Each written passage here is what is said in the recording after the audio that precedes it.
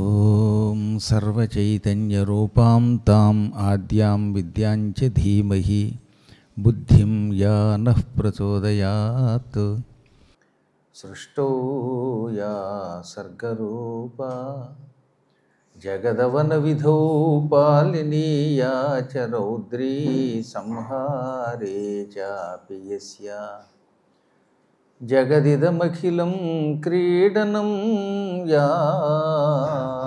పరాఖ్యా పశ్యంతి మధ్యమాథో తదను భగవతి వైఖరీ వర్ణరూపా సా స్మద్వాచం ప్రసన్నా విధిహరిగిరిచారాధితాలంకరోతు. శుక్లాంబరధరం విష్ణుం శశివర్ణం చతుర్భుజం ప్రసన్నవదనం ధ్యాయేత్ సర్వవిఘ్నోపశాంతయే. వందే గురుపదద్వంద్వమవాङ्मानसगोचरं రక్తశుక్లప్రభామిశ్రమతర్క్యం త్రైపురం మఖః. నారాయణం నమస్కృత్య నరం చైవ నరోత్తమం దేవీం సరస్వతీం వ్యాసం తతో జయముదీరయేత్. వందే శంభుముమాపతిం సురగురుం వందే జగత్కారణం వందే పన్నగభూషణం మృగధరం వందే పశూనాం పతిం వందే సూర్యశశాంకవన్నినయనం వందే ముకుందప్రియం వందే భక్తజనాశ్రయం చ వరదం వందే శివం శంకరం.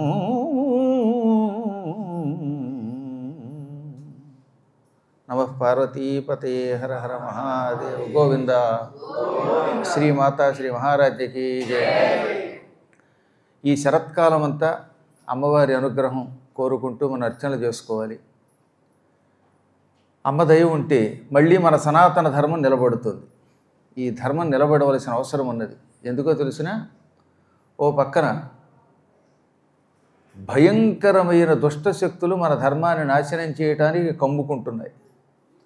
అన్ని మతాల్లోకి ఒక రెండు దరిద్ర మతాలు ప్రస్తుతం భారతదేశానికే కాదు ప్రపంచానికి కూడా శత్రుత్వం తెచ్చిపెడుతున్నాయి.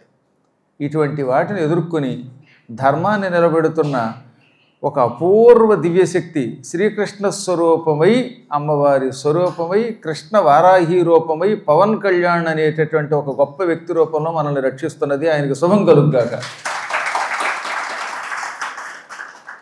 ఇలాంటప్పుడు ఎవరన్నా ధర్మాన్ని సంస్థాపన చేయడానికి ప్రయత్నిస్తున్నప్పుడు వాళ్ళకి శుభం కలగాలని కోరుకోవాల్సిందే. ఎందుకో తెలుసా, సినిమాల్లో భయంకరమైన ఒక విలన్ ఉన్నాడు, ఒక నీచుడు. వాడి సినిమాల్లోనూ విలన్నే, బయట విలన్నే. వాడేమో సనాతన ధర్మాన్ని పాడు చేయడానికి, సూర్యప్రకాశాన్ని అడ్డుకోవడానికి ప్రయత్నిస్తున్నటువంటి ఒక నీచుడు వాడో పక్కన. ఇలా అనేక రకాలైనటువంటి వ్యక్తులు దాడు చేస్తున్న సనాతన ధర్మం కోసం ఉద్యమించి తిరుపతిలో సభ పెట్టడమే కాక లడ్డూ గురించి పోరాడుతున్నాడు కనుక ఈ శరత్కాలంలో నేను చేస్తున్న పూజల్లో కొంత భాగం ఆయనకి ధారపోసి ధర్మానికి ఆయన ప్రత్యేకగా నిలబడి ధర్మాన్ని నిలబెట్టుగా కానీ మళ్ళీ అనుకుంటున్నాను. ఎవరేమనుకున్నా మాకు సంబంధం లేదు. మేము రాజకీయ నాయకులం కాదు, మాకు పార్టీలు లేవు. కానీ ధర్మం కోసం నిలబడితే, ఎవరు నిలబడితే వాడు వెంట మేము ఉంటాం. అవునా? అందువల్ల అమ్మ అనుగ్రహం కలుగుగాక. నిజానికి ఈ దసరాల్లో అర్చనలు, జపాలు, మంత్రోపదేశాలే తప్ప పురాణం చెప్పే అవకాశం చాలా తక్కువగా ఉంటుంది. ఒకటి కాదు, శరత్కాలం అంటే పూర్తిగా అనేక నియమాలతో, నిష్టలతో, యజ్ఞాలతో, అర్చనలతో, హారతులతో, ఓ పక్కన అన్నదానాలతో కూడిన కార్యక్రమం. మీరు చూస్తున్నారు కదా, సాయంత్రం నిన్న ఎంతమంది వచ్చారండి చిన్నపిల్లలు భోజనానికి. చక్కన వాళ్ళందరికీ అమ్మగారు ఇడ్లీలు, అవేమిటి రకరకాల పిండిలు. వాళ్ళు మళ్ళీ అన్నం తినరు. వాళ్ళు అవైతే ఇష్టపడతారు. పిల్లలకు పెడితే చాలా సంతోషం కనుక వాళ్ళందరి కిలకిలారావాలు వింటూ వాళ్ళకి అన్నం పెట్టాలి. నిజం చెప్పాలంటే ఒక నిర్వహణ చాలా కష్టం అండి. ఆ రోజుల్లో మహానుభావులు యజ్ఞాలు చేశారంటే అప్పటి కాలం వేరు. కారణం ఏంటంటే అప్పుడు వాట్సాప్లు ఫోన్లు కూడా లేదు, ఇప్పుడు అంతా ఫోన్లు వచ్చి పడింది. కానీ పూర్వకాలం హాయిగా వంట చేసేవారు, ఫోన్ చేసేవారు, పురాణాలు చెప్పేవారు, అయిపోయేది. ఇప్పుడు అలాగదే ఈ టెక్నాలజీ వల్ల ఎవరికి ఏ పని చెప్పినా అలా చూస్తూ కూర్చుంటాడు. అనుకోకుండానే ఈ భీమేశ్వర ఖండాన్ని మీకు పురాణంగా చెప్పించాలి అని అమ్మవారి సంకల్పించి ఉంటుంది. కారణం ఏంటంటే దక్షారామంలో భీమేశ్వరుడికి కూరిమి ఇల్లాలు మాణిక్యాంబాది. అవునా? ఈ దక్షారామంలో ఎవరుంటారు? మాణిక్యాంబ. ఆవిడ అష్టాదశ శక్తిపీఠాలు ఒకటి కదా, అమ్మవారి అష్టాదశ శక్తిపీఠ స్వరూపిణి కూడా ఉన్నది. పంచారామస్వామి శక్తిపీఠ దేవత, ఈ ఎంతమంది కలిసి దసరాల్లో శివపార్వతులు ఇద్దరిని అర్చించండి. పైగా దక్షారామానికి క్షేత్రపాలకుడు లక్ష్మీనారాయణుడు. కాబట్టి లక్ష్మీనారాయణులు కూడా మమ్మల్ని అర్చించండి, ఈ పురాణ రూపంలో మాకు అర్చన అందించండి అని ఆదేశించినట్టు అయ్యిందనమాట. అందులో ఈ కథా విశేషాలు తెలుసుకుందాం. దక్షారామం అని ఒక దివ్యస్థలం ఉన్నది. కాలప్రభావం వల్ల అది నేటి వారి నోట్లో పడి ద్రాక్షారామంగా మారింది. 4 ద్రాక్ష పళ్ళు అక్కడ పెట్టుకుని ద్రాక్ష తోట అని కూడా అనొచ్చు, నష్టమే లేదు. కానీ అది నిజానికి ద్రాక్షారామం కాదు, దక్షారామం. దక్షుడు విడిది చేసిన స్థలం, దక్షుడు యజ్ఞం చేసిన స్థలం, దక్షుడు నివాసమున్న స్థలం, అనేక సామర్థ్యములకు నిలయమది, సప్తగోదావరి నిలయమది. అక్కడి నుంచే తుల్యభాగ అనే పేరుతో ఒక దివ్యమైనటువంటి గోదావరి యొక్క పాయ వెడుతూ ఉంటుంది. నిజానికి ఆ దక్షారామ భీమేశ్వరి దగ్గర ఒక పెద్ద చెరువులాగా కొండల్లా కనపడుతుంది. అది సప్త గోదావరి, 7 గోదావరిల పాయలు అందులో ఉంటాయి. అందులో గంగానది రాత్రిపూట తిరుగుతూ ఉంటుంది అని భీమఖండం చెబుతున్నది. ఏ కారణం చేతనో స్కాంద పురాణంలో కొన్ని లుప్తమైపోయాయి. అందువల్ల స్కాంద పురాణం 81,560 శ్లోకాలతో ఉన్నది అని చెబుతున్నాం. కానీ పూర్వం 1,00,000 శ్లోకాలు అని చెప్పారు. అందులో ఒక 2 ఖండములు క్రమంగా మరుగున పడితే ఈ మధ్యనే వాటిని బయటికి తీశారు. వాటిల్లో ఒక ఖండమేమో శ్రీశైల ఖండం. దాన్ని శ్రీశైలంలో ఈవోగా ఉన్నప్పుడు రామారావు గారు, కేఎస్ రామారావు గారు దాన్ని ముద్రణ చేయించారు. దానికి మేము కూడా అందరం ముందు మాట రాసాం పీఠిక. అది మా అదృష్టం. శ్రీశైల ఖండం కూడా చాలా కాలం పాటు లుప్తం అయిపోయింది, కనపడలేదు. ఇప్పుడు ఆ శ్రీశైల ఖండం బయటకు వచ్చింది. అందులో మహానంది క్షేత్రం, శ్రీశైల మహిమలు అన్నీ అద్భుతంగా ఉంటాయి. ఇక మరొకటి గోదావరి ఖండం, అందులోదే ఈ భీమేశ్వర పురాణం లేక భీమఖండం అన్న. ఈ గోదావరి ఖండం కూడా చాలా కాలం కనపడలేదు. ఆ సమయంలో ఆ రోజుల్లో మహానుభావుడు శ్రీనాథ మహాకవి 1360వ సంవత్సరంలో దీన్ని బయటికి తీసుకొచ్చాడు. కొంతమంది అన్నారు గోదావరి ఖండము లేక భీమేశ్వర ఖండము కనపడకపోతే ఆయనే సంస్కృతంలో రాసి తెలుగులోకి అనువాదం చేశాడన్నారు. అలా రాసిన మన అదృష్టమే. ఎందుకంటే శ్రీనాథుడు సాక్షాత్తు శివస్వరూపుడు, శివభక్తుడు. కానీ నిజానికి ఆయనే చెప్పాడు, నేను ఆ ఖండముని వెలికి తీశాను, దాన్ని సంస్కృతం నుంచి తెలుగులోకి స్వీయానువాదం చేశాను, స్వేచ్ఛానువాదం చేశానన్నాడు. ఏది ఏమైనా ఆనాడు లుప్తమైపోయినవి మళ్ళీ మన కోసం భూలోకంలోకి వచ్చాయి. అందులో ఈ భీమేశ్వర పురాణం ఉన్నదే దక్షుడి యొక్క చరిత్రతో క్లుప్తంగా మొదలుపెట్టి వేదవ్యాసుడి నిష్కాసనం వంటి ఘట్టాలన్నీ చెబుతుంది. అక్కడున్న ప్రాంతాల్లో చుట్టుపక్కల ఉన్న గ్రామాల మహిమలన్నీ తెలియజేస్తుంది. పూర్వం ప్రజాపతుల్లో ఒకడైన దక్షుడు, బ్రహ్మ మానసపుత్రుడు, ప్రయాగ క్షేత్రంలో ఒక గొప్ప సభ జరుగుతూ ఉంటే ఆ సభ చూడడానికి వెళ్ళాడు. ప్రయాగ అంటే ప్రకృష్టమైన యాగము జరిగిన స్థలం. మామూలు యాగం కాదు, చాలా గొప్ప యాగం. అంత గొప్ప యాగాన్ని మానవ మాత్రులు చేయలేరు. అందుకే బ్రహ్మంతటి వాడ యజ్ఞం చేయడానికి తలపెట్టాడు. బ్రహ్మ, ఆయన అనుయాయులు, ఆయన దగ్గర ఉన్న ప్రజాపతులు వీళ్ళంతా చేశారు. కాబట్టే అది అంటే ప్రకృష్టము, మిక్కిలి గొప్పది అయిన యాగము జరగబడిన స్థలం కనుక ప్రయాగం అయిందనమాట. అక్కడ 1000 ఏళ్ళు యజ్ఞం చేశాడు బ్రహ్మ.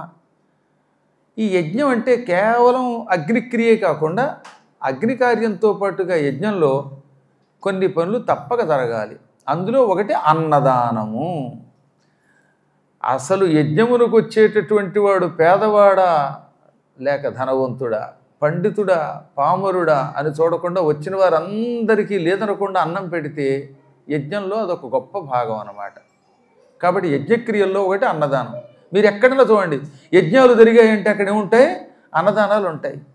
ధర్మరాజు రాజసూయాగంలో కానీ, అశ్వమేధ యాగంలో కానీ, అంతఃపూర్వం దుర్యోధనాదులు కొంతమంది చేసుకునే యజ్ఞాల్లో కానీ, పూర్వం మహారాజులు హరిశ్చంద్రాదులు చేసిన యాగాల్లో కానీ ఎక్కడ చూసినా సరే అపూర్వమైన యజ్ఞములు ఉండాలి. కాబట్టి ప్రకృష్టమైన యాగం జరగాలంటే అక్కడ అన్నదానం జరగాలి.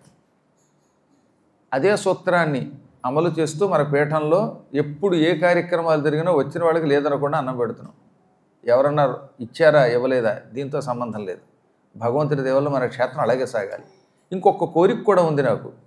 అది తీరాలంటే కొంచెం ఖర్చుతో కూడినది, అయినా భగవంతుడు అనుగ్రహిస్తే ఆ పని చేద్దామని ప్రత్యేకంగా నిరంతరాన్నదానం జరిగేటటువంటి ఒక శాలా నిర్మాణం చేసి ఒక వంటవాడిని పెట్టాలి. ఆ వంటవాడికి కావాల్సిన ఖర్చు పెట్టాలి. ఎవరైనా వస్తే వాళ్ళకి లేదనకుండా పొరుగురు నుంచి వచ్చేవాళ్ళకి ఇంత అన్నం పెట్టాలి.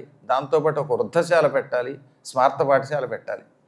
ఇప్పుడు నిత్యం ఇక్కడే ఒక అన్నపూర్ణశాల తయారవుతుంది. అందువల్ల పెర్మనెంట్ వ్యవస్థ తోటి ఉంటే బాగుంటుంది. ఆ వ్యవస్థ ఉంటే కొన్ని అవస్థలు తప్పుతాయి. అప్పుడు అందరికీ అన్నీ చేయగలుగుతాం. ఆ కోరిక కూడా తీరుతుంది. మొత్తం మీద యజ్ఞంలో అన్నదానం ముఖ్యమైన భాగం. ఇక రెండవది వస్త్రదానం. అందుకే పూర్వకాలంలో యజ్ఞానికి వచ్చినటువంటి వాళ్ళకి చీరలు, పంచెలు ఇవన్నీ పెట్టేవారు. వాటితో పాటు నగలు ఇచ్చారండి. దక్షయాగం అంటే వాటిలో దక్షయాగంలో నగలు గుట్ల గుట్ల కింద పోసేసారట అక్కడ. కాకపోతే ఎవరికి కావాల్సిన వాడు పట్టుకెళ్ళారు తప్ప అన్నీ పట్టుకోలేదు, కొట్టేయలేదు. ఇళ్ళకి పట్టుకెళ్ళేవారు కాదు. అసలు అన్నదానం జరుగుతున్న చోట మేము ఇంటి దగ్గర తింటామని టిఫిన్ పట్టుకెళ్ళడం కూడా కొంత తప్పే. హాయిగా ఇక్కడ కడుపు నిండా తినేయాలి. ఏదో భార్య బయట ఉన్నప్పుడో లేకపోతే పిల్లలు ఉన్నప్పుడో అలాంటి వాళ్ళకి పట్టుకెళ్ళాలి తప్ప హాయిగా భార్యాభర్తలు ఇద్దరికి రాగలిగినప్పుడు మాత్రం ఇక్కడ తింటే పుణ్యం ఎక్కువ అన్నారు. సరే, కాంటు పట్టి అయితే అది పట్టుకెడతాం, అది వేరే విషయం అనుకోండి. ఇంకా తరువాతది ఈ వస్త్రదానము, నగలు మొదలైన వాటితో పాటుగా అవభృత స్నానం జరగాలి. అక్కడ యజ్ఞం అయిన తర్వాత మంత్రపూర్వకమైన స్నానం జరగాలి. పురాణ శ్రవణం ఉండి తీరవలసిందే. పురాణము జరగకపోతే యజ్ఞం కాదు. అందుకని పూర్వం యజ్ఞములు జరుగుతూ ఉంటే బలిచక్రవర్తి యజ్ఞం చేస్తూ ఉంటే వామనుడు వచ్చే సమయానికి కొంతమంది ఏమో పురాణములు చెబుతున్నారు, కొంతమంది ఏమో వేదాలు చదువుతున్నారు, కొందరు ఉపనిషత్తులు చదువుతున్నారు, కొందరు షడంగాలు చదువుతున్నారు. ఈ విధంగా అన్ని వేదాంగాలన్నీ అక్కడ జరిగేవి. అందువల్ల తప్పనిసరిగా పురాణం ఉండవలసిందే. పురాణము లేనటువంటి యజ్ఞం కాదు. శాస్త్ర చర్చ లేని యజ్ఞం కాదు. పండితులందరూ కూర్చోవాలి. అందుకని యజ్ఞశాలతో పాటుగా సదస్యశాల మొదలైన అనేక శాలలు ఉండాలి. ఇలా ఎన్నెన్నో పనులు ఉన్నాయి యజ్ఞాల్లో. అవన్నీ ఇప్పుడు మనం దక్షారామ భీమేశ్వర ఖండంలో వరుసగా చెప్పుకెడితే అసలు కథ దూరం అయిపోతుంది కాబట్టి క్లుప్తంగా కొన్ని చెప్పాం. అందువల్ల బ్రహ్మదేవుడి కాలంలో 1000 ఏళ్ల యజ్ఞంలో ఇవన్నీ జరిగాయి. నిరంతరం అన్నదానం జరిగింది. పురాణ కథలు చెప్పేవాళ్ళు చెప్పారు, భజన చేసేవాళ్ళు చేశారు, నృత్యాలు చేసేవాళ్ళు చేశారు, గానం చేసేవాళ్ళు గానం చేశారు, శాస్త్ర చర్చ చేసిన వాళ్ళు చేశారు, శబ్దాలు వాటి అర్థాలు, పరబ్రహ్మం అంటే ఏమిటి మొదలైనటువంటివి, శిక్ష, వ్యాకరణం మొదలైనటువంటి షడంగాలు, ముఖ్యంగా కఠవల్లి వంటి ఉపనిషత్తులు, ఇవన్నీ కూడా ఆ రోజుల్లో అక్కడ పారాయణం జరిగేవి. ఒక రోజున యజ్ఞమునకు బ్రహ్మదేవుడు అధ్యక్షుడుగా ఉండగా పక్కన పరమేశ్వరుడు నిర్వికారంగా కూర్చున్నాడు. ఆ పూట విష్ణువు లేడు. త్రిమూర్తుల్లో ఇద్దరే ఉన్నారు. అసలు విష్ణువు ఉంటే అది గొడవ రాదనుకోండి. ఆ యజ్ఞంలో బ్రహ్మగారు అధ్యక్షుడిగా ఉండి శాస్త్ర చర్చ చూస్తూ ఉండగా, శివుడు పక్కన మౌనంగా కూర్చునుండగా, అందరూ ఎదురుగుండా కూర్చునుండగా హఠాత్తుగా చివర్లో వచ్చాడు దక్షుడు. దక్షుడు ఎప్పుడు కూడా ముందు రాడు. ఆఖరిన తాను వచ్చాక అందరూ లేచి నిలబడతారా లేదా అని పరీక్షిస్తాడు. కొంతమందికి అదో అహంకారం, చివర్లో వస్తారనమాట. భోజనానికి 10 సార్లు పిలిస్తే కన్నారండి బాబు. అదొక అలవాటు. చకచక ముందొచ్చి పనులు చూసుకోవాలి. కొందరికి అహంకారం ఉంటుంది, అందువల్ల చివర్లో వస్తారు. అలాగే దక్షుడు చివర వచ్చాడు. ఆయన రావడంతో అక్కడ ఉన్నటువంటి వాళ్ళంతా చక లేచారు, నిలబడ్డారు, నమస్కరించారు, స్వాగత సత్కారాలు సలిపారు. అసలు ఆయనకు కావలసిందే అది. పాండిత్యానికి తగిన అహంకారం ఉన్నవాడు కదా, అందువల్ల అందరూ లేచారా లేదా అని చూసుకుంటూ వచ్చాడు. రాగానే బ్రహ్మదేవుడికి నమస్కరించాడు. కారణం బ్రహ్మ తనకి తండ్రి గనక, అసలు ఆయన నుంచే ప్రజాపతులు పుట్టారు గనక. నమస్కరించిన తర్వాత శివుడికే చూశాడు. శివుడు లేచి నిలబడతాడేమో, దండం పెడతాడేమో అని. ఆయన ఏమీ లేవకుండా మౌనంగా ఉన్నాడు, నిర్వికారంగా. ఆయన మేధా దక్షిణామూర్తి, ప్రళయకాలంలో లోకాలన్నీ తనలో కలుపుకునే పరమాత్ముడు, నిర్వికారుడు, నిర్లిప్తుడు ఆయన, నిరంజనుడు ఆయన, ఈ మాన అవమానాలకు అతీతుడైన పరమాత్ముడు, సర్వవ్యాపకుడు, పైకి ఈయనకి అల్లుడే కానీ ఆయన అనంతుడు, ఆది పురుషుడు, ఆదిదేవుడు. అందువల్ల లేవలేదు. లేస్తే దక్షుడు భస్మం అయిపోతాడండి. కొంతమంది లేవకూడదు. ఎంత గొప్పవాళ్ళు వచ్చినా లేవడానికి వీలు లేనంత శక్తి కలిగిన వాళ్ళు ఉంటారు. వాళ్ళు లేచారా, లేచి నిలబడి నమస్కరించారా, అది మనకు ప్రమాదమేనండి. అందువల్లే అవతలవాడు లేచి నమస్కరించాలని ఎప్పుడూ కోరుకోకండి. ఏమో అవతలవాడిలో ఏ శక్తి ఉందో నీకేం తెలుసు. కానీ దక్షుడికి లోపల అహంకారం, నేను ప్రజాపతిని, గొప్ప సృష్టి చేసిన వాడిని నేనే, అన్నిటికీ మించి బ్రహ్మదేవుడు అగ్రస్థానం ఇచ్చి ప్రజాపతులకి నన్ను నాయకుణ్ణి చేశాడు. ఈ శివుడు నాకు అల్లుడు, అల్లుడు కొడుకుతో సమానం. మామగారు వస్తే లేచి నిలబడి నమస్కరించి స్వాగతం చెప్పాలని తెలియదా అని పళ్ళు పటపట కొరికాడు. ఆ తర్వాత ఏమన్నాడు, ఏషః మర్కటముఖ, ఇతడు కోతిముఖం వాడు అన్నాడు శివుణ్ణి. మర్కటముఖుడు అంటే కోతిముఖం పట్ట శివుడు, ఇది అంతందగాడు. అటువంటి వాడిని కోపం వచ్చినప్పుడు అలాగే పలుకుతాం కాదు కానీ మర్కటముఖుడు అన్నాడు. మీకు ఇష్టం లేకపోతే అవతల వాళ్ళు ఎన్ని గొప్ప గుణాలన్నా తిడతారండో. ఇప్పుడు అవతలవాడు 18 పురాణాలు కంఠస్థం చేశాడు, కంప్యూటర్ అని ఎవడన్నా పొగిడాడు అనుకోండి, నీకు ఇష్టం లేకపోతే ఇతరులు రాసింది చదవడం కూడా గొప్పేని అంటాడు. నీ బతుకు అక్షర చదువుతావా? ఒక్క పద్యం కంఠస్థం చేసేస్తా నీ జీవితంలో ఎప్పుడన్నా. నీకు ఓ పద్యం రాదు, ఓ శ్లోకం రాయలేవు, నువ్వు అవధానం చేయలేవు, ఏమీ చేయలేవు. అవతల వాడిని చూసి ఎందుకు ఆనందించవు అంటే ఈర్ష్య, అది ఒక కర్మ. ఓ దరిద్ర బతుకంతే, వాడు బతుకంతా అంతే. అందుకే వాడు సర్వనాశనం అయిపోతారట. ఒక వ్యక్తిలో గొప్పతనం ఉంటే సంతోషించాలి. ఎవరెవరిలో ఏ ఏ విభూతులు ఉన్నాయో అవన్నీ పరమాత్మ స్వరూపమే. ఇదో ఒక్కొక్కటి చూడండి అలా అందంగా ఉంటాడు, చూసి ఆనందించడా, ఏమందం ఏమందం అనుకోండి. అంతే. మన్మధుడిలో ఉన్నాడు, వసంతుడిలో ఉన్నాడు అనుకోండి. పూర్వం ఎవడన్నా అందంగా ఉంటే మన్మధుడితో వసంతుడితో పోల్చేవారు. ఒక్కొక్కడు బాగా తినగలుగుతాడు, అదో అదృష్టం.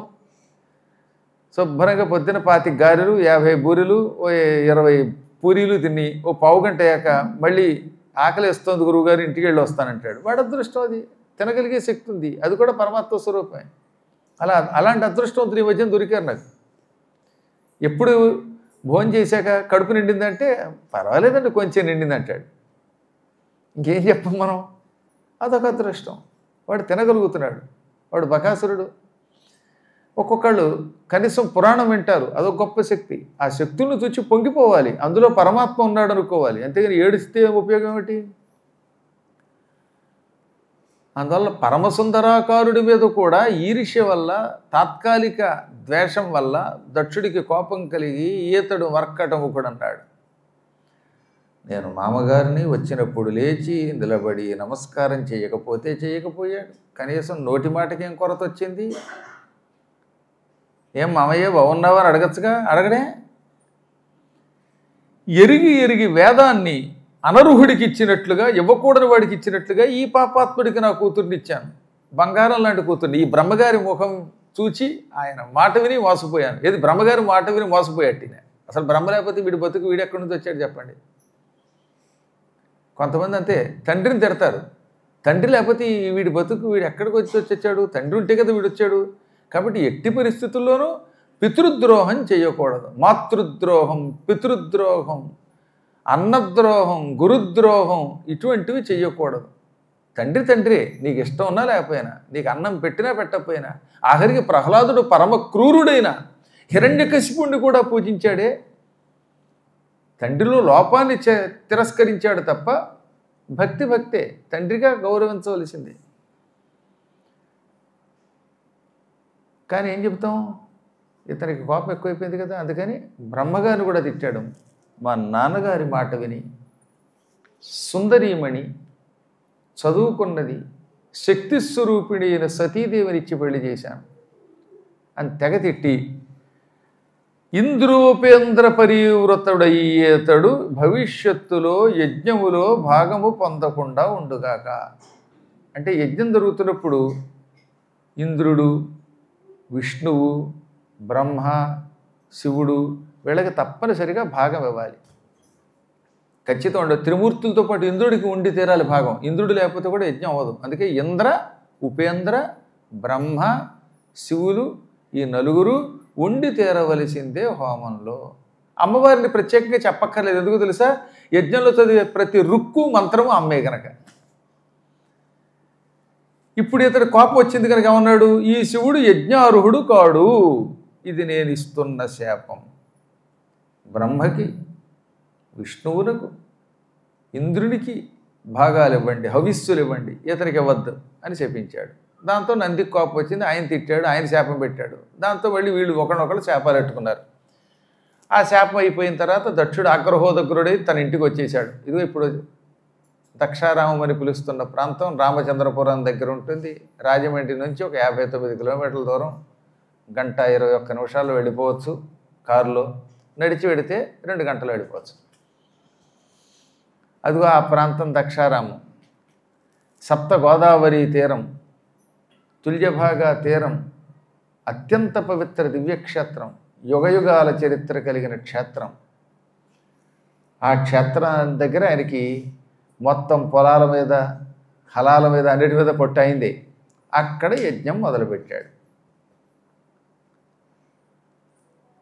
తీరా యజ్ఞం మొదలుపెట్టాక ఆ యజ్ఞమునికి ఏం పేరు పెట్టాలి? యజ్ఞానికి ఒక పేరు ఉండాలి. పేరు లేని యజ్ఞాలు ఉంటుంది. పౌండరీకము, వాజపేయము, అశ్వమేధము ఏదో ఒకటి ఆ రోజుల్లో ఉండేవి. అలాగే ఆయన నిరీశ్వర యాగం అని పెట్టాడు. అంటే ఈశ్వరుడు లేని యాగంట.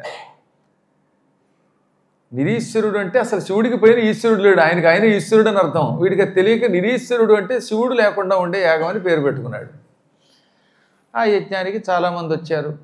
మీలాంటి పుణ్యాత్ములంతా వచ్చి భోజనం చేశారు. డొనేషన్ ఇచ్చిన వాళ్ళు ఇచ్చారు, ఆయన పుచ్చుకోవట్లేండి. ఎందుకంటే దక్షుడు 10 మందికి ఇచ్చేవాడే తప్ప పుచ్చుకునేవాడు కదా. అక్కడ మాత్రం ఆయనకి అక్కర్లేదు, ఆయనకు ఉండి అక్కర్లేదు, చెక్కులు అక్కర్లేదు, ఫిక్స్డ్ డిపాజిట్లు అక్కర్లేదు. ఎందుకంటే వాడికి ఆ శక్తి ఉంది. యజ్ఞం అయ్యాక కసి ఇంకా తీరలేదు. మళ్ళీ ఇంకో యజ్ఞం మొదలెట్టాడు. వెంటనే రెండో యాగం, పెద్ద మహాయాగం మొదలెట్టాడు, మహాశక్తి యాగం. ఇది కూడా అంతే, నిరీశ్వరుడే, శివుడు లేకుండా చేశాడు. ఈ రెండవ యాగం జరుగుతూ ఉండగా ఆకాశంలో పెడుతున్నటువంటి దేవతల యొక్క మాటలు అమ్మవారు సతీదేవి విన్నది. పెడుతున్న వాడంతా తెగ పొగిడేస్తారు. ఏమని? దక్షుడనే ప్రజాపతి వంటి ప్రజాపతి ప్రపంచంలో మరొకడు లేడు, ఆయన అద్భుతమైన యజ్ఞం చేస్తున్నాడు. ఏం యజ్ఞం! ఆహా! ఆ యజ్ఞానికి వచ్చినటువంటి వాళ్ళకి పెట్టే భోజనాలను వర్ణించలేం. కందాపచ్చలు కూడా పెట్టారు. పైగా కట్టు పొంగలు పెట్టారు, పాయసం పెట్టారు, దధ్యోజనం పెట్టారు, ఒకటేంటంటే రకరకాల పిండి వంటలతో భోజనాలు. వచ్చిన వాళ్ళందరికీ లేదనకుండా బట్టలు ఇచ్చారు. బట్టలు కట్టుకునే వాళ్ళకి మాత్రం బట్టలు ఇచ్చారు. ఇంకా అలంకారాలు చెప్పక్కర్లేదు, రకరకాల ఆభరణాలు ఇచ్చారు.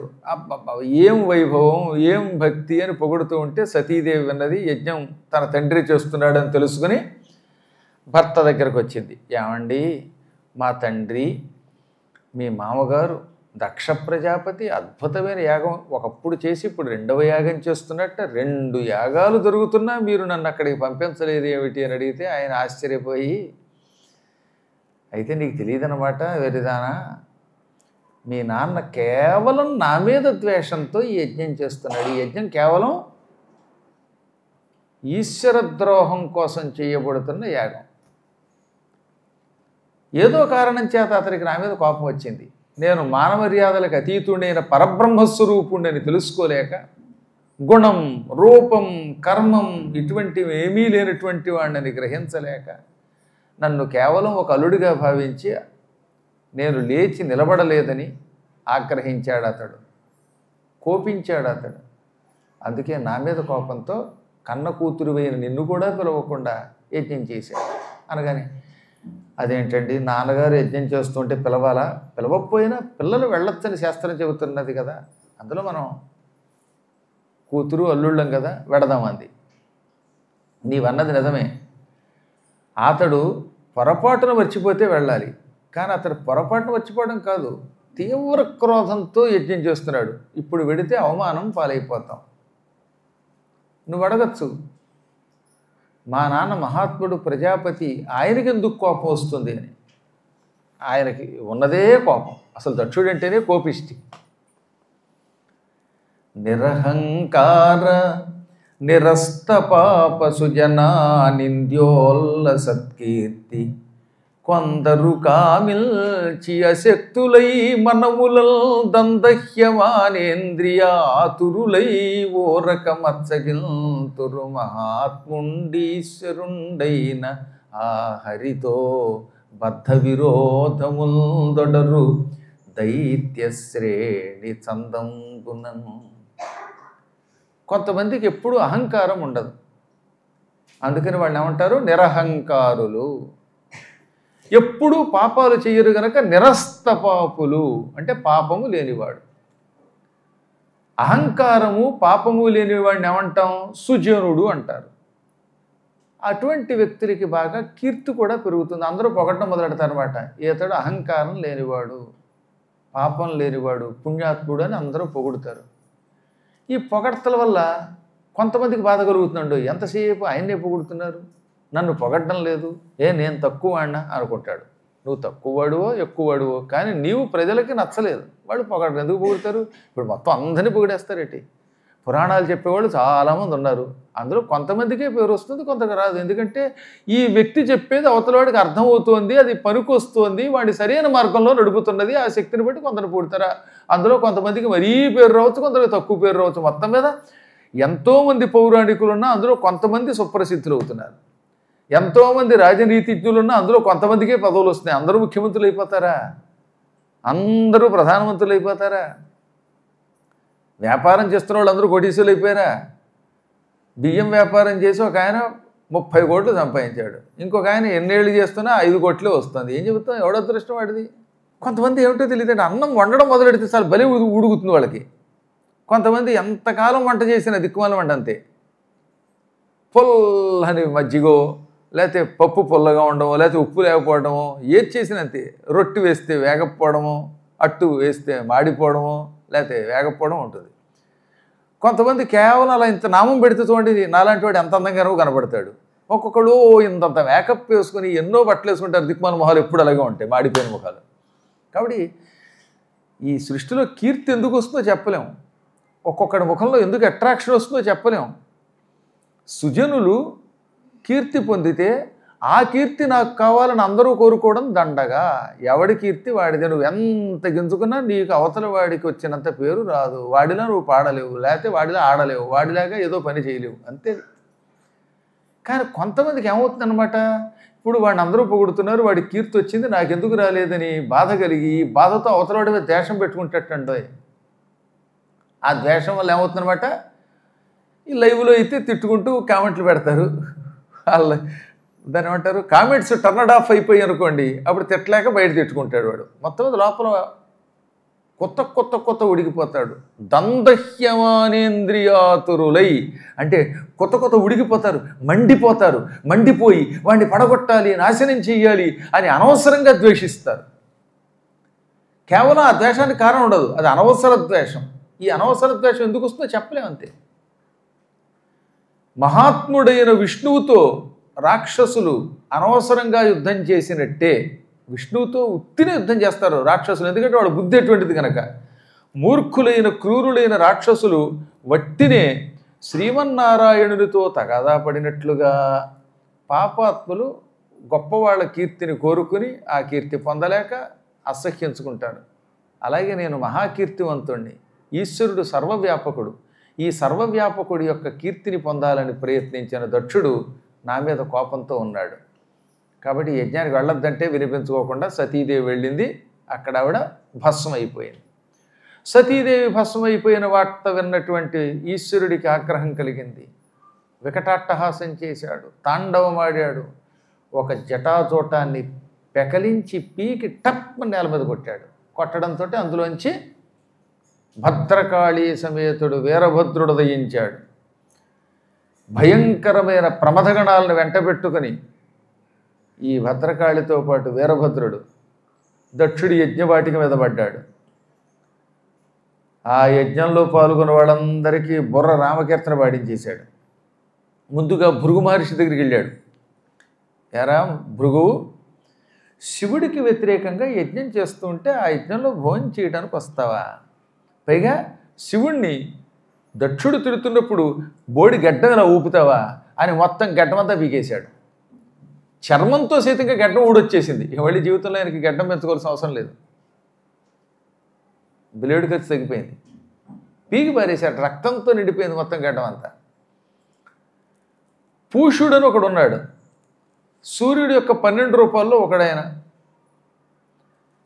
ఆ పూషుడు ఏం చేశాడు, శివుణ్ణి దక్షుడు తిడుతూ ఉంటే పళ్ళు కిలిచి ఇహి అన్నట్ట.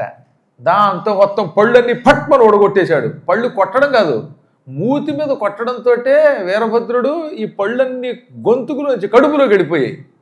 అందుకే మళ్ళీ ఆయనకి పళ్ళు లేకుండా పోయాయి. అందుకని ఏం చేస్తారనమాట, మాఘమాసంలో ఆయన కోసం మెత్తని అన్నం వండి పాయసం వండి పెడతారు. కాబట్టి పుణ్యాత్ముల్ని ఎవరైనా తిడుతున్నప్పుడు పళ్ళు కిలించారా ఉన్న పళ్ళు ఓడిపోతాయి. ఒక పన్ను బదులు ఇంకో పన్ను ఎందుకు పీకేస్తారు డాక్టర్లు అంటే మనం ఎప్పుడూ ఎవరినో చూసి ఎక్కిరించామన్నమాట. ఇంకోడు ఉన్నాడు భగుడు, వాడి పేరు భగుడు. వాడు ఏం చేసేట, ఇలా కన్ను కొట్టేట దక్షుడికేసి తిరిగి. దక్షుడు శివుడిని తిడుతుంటే బలే తిట్టావు అని ఇలా కన్ను గీటాడు. అందుకని మండిపోయిన నందీశ్వరుడు 2 కళ్ళు పీకేశాడు ఆ భగుడివి. ఇదివరకు జరిగేవన్నీ. ఇప్పుడు ఏమైంది అనమాట, యుద్ధంలో చావుగట్టి ఒకడికి పళ్ళు ఓడగొట్టారు, ఒకడికి కళ్ళు పీకారు, ఒకటి గడ్డం పీకేశారు. చంద్రుడిని నడ్డి మీద తన్ను తిన్నాడు. అప్పటి నుంచి చంద్రుడు అలా సన్నగా అయిపోయాడు దెబ్బకి.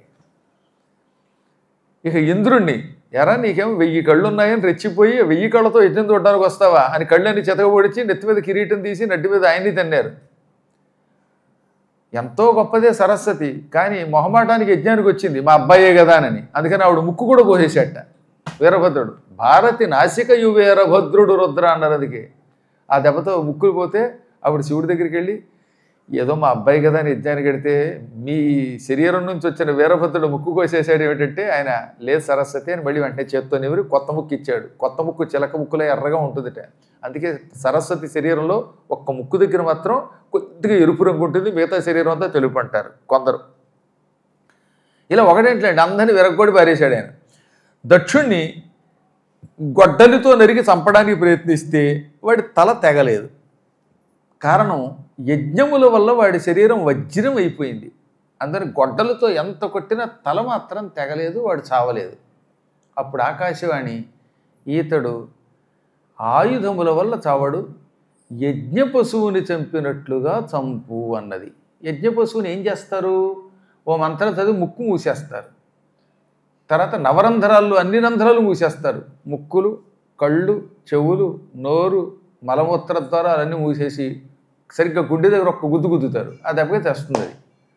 అలాగే వీడి నవరంధ్రాలు మూసి చంపమరు. కానీ 1000 చేతులు ఉన్నాయిగా వీరభద్రుడికి, అందుకని అన్ని రంధ్రాలు మూసి పారేసి గుండెల మీద గుద్దు కొద్దతో చచ్చాడు. అప్పుడు చచ్చాక వాడి తలని నరికి యజ్ఞకొండంలో కాల్చి బూడి చేశాడు. దక్షుడికి తల లేకుండా అయింది, వాడు చచ్చాడు. ఈశ్వర ద్రోహం చేసిన వాళ్ళు ఎవరైనా ఎలా నాశనం అయిపోక తప్పదు. కాబట్టి వాళ్ళ మేము శివుడి మీద విరోధంతో నోటికొచ్చినట్టు మాట్లాడుతున్నామన్న పాపాత్ములందరూ ఏదో ఒకనాడు దక్షుడిలాగా నాశనం అయిపోతారు, నశించిపోక తప్పదు.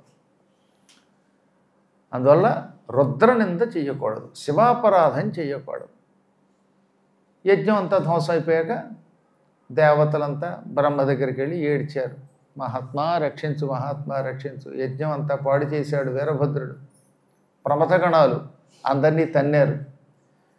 తన్నులు తినడం ఒక ఎత్తు అయితే, ఈ యజ్ఞం శివుడికి వ్యతిరేకంగా జరిగిందనే విషయం మర్చిపోయి మేమంతా వెళ్ళడం మహాపరాధం చేశాం. ఇప్పుడు శివుడి దగ్గరికి వెళ్ళి ఏమని అడగాలో తెలియటం లేదు. మమ్మల్ని రక్షించమని అడగమా, శివాపరాధం చేశాం కనుక ఈ అపరాధాన్ని నుంచి క్షమించమని అడగమా అని గట్టిగా ఏడుస్తూ అడిగితే, బ్రహ్మదేవుడు, నాయనలారా అయ్యిందేదో అయ్యింది, ఈశ్వరుడు కరుణాస్వరూపుడు, మీరు నిజంగా అపరాధం చేశారు. ఒక పాపాత్ముడు శివుడిని తిడుతూ శివుడికి వ్యతిరేకంగా యజ్ఞం చేస్తూ ఉంటే ఆ యజ్ఞంలో ఎంత డబ్బు వచ్చినా వెళ్ళకూడదంతే, అది ధర్మం కాదంతే. ఇప్పుడు మీరున్నారు ప్రణవపీఠంలో మెంబర్లు, నా ఆస్థాన విద్వాంసులు. ఇప్పుడు సత్యనారాయణ గారిని ఎవడో నాకు వ్యతిరేకంగా తిట్టడానికి తీసుకెళ్ళాడు, కానీ పాల్గొంటే ద్రోహమే గురుద్రోహం అవుతుంది. కాబట్టి వ్యతిరేకంగా జరుగుతున్న కార్యక్రమాలకు వాళ్ళని రానని చెప్పారంతే, ఏదో ఒక గురువుని నమ్ముకోవాలంతే. అందున శివుడు కదా, ఆయన లేకుండా ఆయనకి వ్యతిరేకంగా ఆయన్ని తిడుతూ యజ్ఞం చేస్తే ఆ యజ్ఞంలోకి దేవతలారా మీరు పెడతారా, మీరంతా ఈశ్వర అనుగ్రహంతో కదా పుట్టారు మూర్ఖులారా. సరే అయిన దానికి ఏడవడం కంటే ఇప్పుడు జరగవలసింది చూసుకోవాలి, వెళ్ళి శివుడి కాళ్ళ మీద పడండి అనగానే అప్పుడు అందరూ కలిసి శివుడి దగ్గరికి వెళ్ళి ఆయన కాళ్ళ మీద పడ్డారు. చెప్పాగా శంకరుడు అవ్యాజ కరుణామూర్తి, ఎన్ని తప్పులు చేసినా దాసుని తప్పులు దండంతో సరి, ఒకసారి నమస్కారం చేయగానే క్షమించేశాడు ఆయన. అస్సలు తప్పే కనపడదు ఆయనకి, అంతటి మహాత్ముడు. వెంటనే జాలిపడి ఈ భృగువుకి మేకగడ్డాన్ని అతికించాడు. అప్పటి నుంచి భృగు మహర్షి గడ్డం చూస్తే మేక గడ్డంలో ఉంటుంది. కొంతమంది గడ్డాలు విచిత్రంగా ఉంటాయండి. ఇప్పుడు ఏంటో దిక్కుమాలంతా గడ్డాలే పెంచుకు ఏడుస్తున్నారు, కానీ పూర్వం చక్కని అందంగా ఉండేవి ముఖాలు. ఇప్పుడు కొత్త ఫ్యాషన్ వచ్చింది, ఎవడో క్రికెట్ వాడు పెంచుకున్నాడు, ఇక అక్కడి నుంచి వీడు కూడా అలా పెంచడం మొదలెట్టాడు. అందులో ఋషులకి మాత్రం కొంచెం గడ్డం ఇలా పొడుగ్గా ఉంటుంది, భృగువుకి మేక గడ్డం ఇచ్చారు. పూషుడు యజమాని దంతాలతో భుజించడం మొదలెట్టాడు. అనగా ఎవరైనా యజ్ఞం చేస్తే యజ్ఞం చేసేటటువంటి కర్తని యజమాని అంటారు. 365 రోజులు యజ్ఞాలు జరుగుతాయిగా, యజ్ఞం చేసిన ఆయన ఒక యజమాని ఉంటాడు. ఆ యజమాని గారి దంతాలు తాత్కాలికంగా అరువు తీసుకుని దాంతో భోజనం చేస్తాడు ఆయన ఆ పూటకి. అందుకే యజ్ఞంలో యజ్ఞకర్త పరిచయం పట్టి అన్నం తినగానే ఈ అన్నం ఆహారం అంతా జీర్ణమై అందులో కొంత భాగం సూర్యుడికి తృప్తి కలిగిస్తుంది. అందుకని యజ్ఞకర్త తప్పనిసరిగా పవిత్ర అన్నం తినాలి. తద్వారా యజమాని దంతాల ద్వారా తినడం మొదలెట్టాడు. ఇలా అందరికీ అన్ని అవయవాలు ఇచ్చాక ఆఖరణ దక్షుడి తల కోసం వెతికితే అబ్బే తల లేదండి, ఆ తలని యజ్ఞగుండంలో కాల్చి బూడిద చేసి పారేశాను అన్నాడు వీరభద్రుడు. అయితే గొర్రె తల పట్టుకురండి అన్నాడు ఆయన. బస్త అనే శబ్దం వరకు, సంస్కృత శబ్దం వరకు గొర్రె అని అర్థం. బస్తముఖం తెమ్మరగానే ఒక గొర్రె తల పట్టుకొచ్చారు, అతికించారు. దాంతో దక్షుడు గొర్రె తల కలిగిన వాడు అయ్యాడు. ఆయన ఏదో ఒక్కసారి గొర్రె ముఖం కలిగిన వాడు అయ్యాడు. ఇప్పుడు మనకి రోజు ఈ చుట్టుపక్కలంతా ఆదివారం గొర్రెలే. పూర్వం ఆదివారం గొర్రెలు, ఇప్పుడు రోజు గొర్రెలే మాకు. అందువల్ల ఏంటంటే ఇతడు గొర్రె ముఖంతో లేచి తన ముఖాన్ని చూసుకుని అద్దంలో బాధపడి, ఈశ్వర నేను ఎంత పాపం చేశాను అని పశ్చాత్తాపంతో శివుడి కాళ్ళు పట్టుకుని ప్రార్థించి ప్రార్థించి, ప్రభూ ఏ దురదృష్ట సంఘటన వల్ల నా మనస్సు మారిపోయింది, నీకు వ్యతిరేకంగా వెళ్ళాను, నా కూతుర్ని కూడా చంపుకున్నానని ఏడ్చాడు. ఈ గొర్రె ముఖంతో జీవించలేనని బాధపడ్డాడు. అప్పుడు ఆయన జాలిపడి ఈ ముఖం ఇతరులకు గొర్రె ముఖంలాగా కనపడకుండా నీ ముఖంలాగే కనపడుతుంది, ఒక్క నీకు మాత్రమే గొర్రె తలగే కనపడుతుంది అన్నట్టు. అంటే ఈయన అద్దంలో చూసుకుంటే ఆయన ముఖం గొర్రె ముఖమే, కానీ మనగొట్టి వాళ్ళం ఆయన చూస్తే మాత్రం ఆ గొర్రె ముఖంలా కనపడదు. గొర్రె తల కాస్త పాత బుర్రలాగే కనపడుతుంది. కొంతనయం అనుకున్నాడు ఆయన. ఇప్పుడు నెత్తి మీద జుట్టు లేనివాడు ఉన్నాడు అనుకోండి, ఆయనకి జుట్టు లేకపోయినట్టు కనపడి ఇతరులకు జుట్టు ఉన్నట్టు కనపడించాలిగా. పెళ్లి కూతురు పెళ్లి చూపులకు వెళ్ళినప్పుడు అవతల వాడి నెత్తి మీద జుట్టు ఉంది అని ఆనందపడితే చాలు. అలాంటి వరాలు ఉన్నాయి ఇట్లా కొన్ని, ఎక్కడున్నాయో తెలియదు. కానీ అది వాడి నెత్తి మీద వెంట్రుకలు ఊడిపోయి అనుకుందాం, పెళ్లి చూపులకు వెళ్ళాడు, వెంట్రుకలు లేకపోతే పెళ్ళి అవ్వదు. కానీ కొన్ని మంత్రాలు చదివితే అవతల వాడికి జుట్టు ఉన్నట్టు కనపడుతుంది, వీడికి కనపడదు. కానీ తాత్కాలిక అవతల వాడికి బాగా జుట్టు ఉన్నట్టు కనపడుతుంది అనమాట. దాంతో పెళ్ళి అయిపోతుందట. ఆ తర్వాత ఏడుస్తున్నారు కూడా, అది ఎలాగోనో. ఈ మంత్రం ఎక్కువ కాలం పనిచేయదు. కానీ శివుడు అలా కాదు, శాశ్వతముగా నీవు ఇతరులకు మాత్రం మానవ ముఖంతో కనపడతావు, నీకు మాత్రం గొర్రెతలే కనపడుతుందని వరం ఇచ్చాడు. తదనంతరం ఈశ్వర యజ్ఞం జరిగిన ఈ ప్రాంతం అంతా అపవిత్రం అయిపోయింది, యజ్ఞం అంతా ధ్వంసం అయిపోయింది అనగానే, అబ్బాయి యుగ యుగాలు పాటుగా ఈ ప్రాంతంలో నేను భీమేశ్వరుడనే పేరుతో కొలువై ఉంటాను. వీరభద్రుడు ఇక్కడ వీరవిహారం చేశాడు, భీమస్వరూపం చూపించాడు, అందువల్ల నేను ఇక్కడ ఈశ్వరుణ్ణి భీమేశ్వరుణ్ణి అన్నాడు ఆయన. ఆ యజ్ఞగుండంలో దక్షుడు యజ్ఞం చేసిన గుండం దగ్గరే ఇప్పుడు శివలింగం ఉంటుంది. ఇది ఇప్పుడు చెప్పిన దక్ష యజ్ఞం జరిగిన ఘట్టం మొదటి మనువు కాలంలో జరిగింది. ఇది 7వ మనువు కాలం. ఇన్ని మనువుల కాలంలో ప్రపంచ ప్రళయం వచ్చి లోకాలన్నీ నాశనమైనా ఆ లింగం మాత్రం అలాగే ఉంటుంది. ఆ యజ్ఞగుండంలో నుంచి ఆపాతాళ నభస్థానాంతం ఉన్నట్టుగా కింద నుంచి పైదాకా వెలిసిన ఆ దివ్యలింగం భీమేశ్వర లింగం అయింది. భీమము అంటే భయంకరము అని అర్థం. భయంకరమైన రూపంతో వీరభద్రుడు అక్కడ ప్రత్యక్షమయ్యాడు. ఆయన ద్వారా యజ్ఞం ధ్వంసం అయ్యింది, అందువల్ల భీమేశ్వరుడు. భీమ అంటే మృత్యువునకు భయం కలిగించువాడు. భీమేశ్వరుడు దర్శనం చేసుకుంటే మృత్యువు భయమంది పారిపోతుంది. అందువల్ల భీమేశ్వర దర్శనం భక్తితో చేసుకున్నవాడు జీవితంలో మృత్యువు పొందడుగాక పొందడు. అక్కడ ఆయనతో పాటుగా శివుణ్ణి సేవించడానికి కొంతమంది వచ్చారు. అందులో సప్తమాతృకలు వచ్చారు. ముందుగా బ్రాహ్మి, మాహేశ్వరి, కౌమారి, వైష్ణవి, వారాహి, మాహేంద్రి, చాముండ, వీళ్ళ ఏడుగుని ఏమంటారు? సప్తయితే మాతృకా స్మృతా. ఈ ఏడుగురిని మాతృకలు అంటారు. ఈ మాతృకలు ఈశ్వరుణ్ణి సేవించడం కోసం భీమేశ్వరం వచ్చారు. అందుకే లోపల ఏడుగురు మాతృకలు ఉంటారు, సప్తమాతృకలు ఉంటారు. అక్కడ సప్తమాతృకలు ఉన్న క్షేత్రములట ఇక తిరుగులేని శక్తినిస్తాయి. అందుకే ఆలయాలు కట్టేటప్పుడు అమ్మవారి గుళ్ళు కానీ అయ్యవారి గుళ్ళు కానీ అక్కడ సప్తమాతృకలను కూడా ప్రతిష్ఠించేవారు పూర్వం. శ్రీశైలం భ్రమరాంబాదేవి ఆలయానికి వెళ్ళండి, ఆ లోపల ఉంటాయి. అమ్మవారికి కుడివైపున సప్తమాతృకలు ఉంటారు. వరసగా లోపాముద్ర, అగస్త్యుడు, ఈ బ్రాహ్మి, మాహేశ్వరి, కౌమారి, వైష్ణవి, వారాహి, మాహేంద్రి, చాముండ వీళ్ళంతా ఉంటారు. అందుకే శ్రీశైలం భూలోకంలో కైలాసం, కాశీతో సమానమైన ఒక దివ్యక్షేత్రం. దక్షారామం కూడా అంతే, సప్తమాతృకలు ఉంటారు. అందుకే దక్షారామాన్ని కూడా ఏమంటారు? దక్షిణ కాశీ అంటారు. దక్షారామం అంటే కాశీ తర్వాత కాశీ లాంటిదండి. విచిత్రం ఏంటంటే కాశీలో విశ్వేశ్వరుడు ఎక్కువగా మోక్షం ఇవ్వడానికి ప్రయత్నిస్తాడు, కానీ దక్షారామ భీమేశ్వరుడు భోగం మోక్షం రెండూ ఇస్తాటండి. భోగ మోక్షములు రెండొసగుగాన రెండు ఇవ్వడానికి ప్రయత్నిస్తాడు ఆయన. విశ్వనాథుడి దగ్గర కొన్ని కఠోర నియమాలు ఉంటాయి, అవసరమైతే స్ట్రిక్ట్గా ఉంటాడు ఆయన. ఇంకా రూల్స్ అండ్ రెగ్యులేషన్స్కి వ్యతిరేకంగా వెళ్ళనివాడు. కానీ దక్షారామ భీమేశ్వరుడు మనం ఒకవేళ అక్కడికి వెళ్ళాక నియమాలు పాటించకపోయినా జాలి పడిపోతాడు. పోన్లే ఈ పూటకి నియమం ఉల్లంఘించావా సర్లే అంటాడు. అంటే ఆయనకి కొంచెం జాలి ఎక్కువ, కల్లా కపటం తెలియదు. అందుకే ఆయన ఏమన్నారు? అమాయిక అన్నారు భీమఖండంలో. మాయ ఎరగనివాడు, ప్రేమించడం తప్ప ద్వేషించడం ఎరగనివాడు. ఆ ద్వేషం అంతా దక్షారామం దక్షయజ్ఞ ధ్వంసంతో పోయింది ఆయనకి. ఇక స్వామివారిని సేవించడానికి నిరంతరం అమ్మవారు శక్తి స్వరూపిణి అక్కడ ఉంటుంది. మాణిక్యాంబ, మాణికాంబ అని కూడా పిలువబడుతుంది ఆవిడ. మాణికాంబ అనొచ్చు, మాణిక్యాంబ అనొచ్చు, రెండు పేర్లు అందులోనే చెప్పారు. శ్రీనాథుల వారి యొక్క అనువాదం చాలా బాగుంటుందంటే, చాలా అందమైన పెద్ద పుస్తకం రాశాడు భీమేశ్వర పురాణం అని. అందులో సుస్పష్టంగా ఏమని చెప్పాడు? మాణికాంబ నిలయంబు అంటాడు ఆయన. అప్పుడు కొందరికి అనుమానం వచ్చింది, మాణిక్యాంబ అనాలి కదా అని. మాణిక్యము మాణికము రెండింటికి కూడా ఒకటే అర్థాలు, ఇబ్బంది లేదు.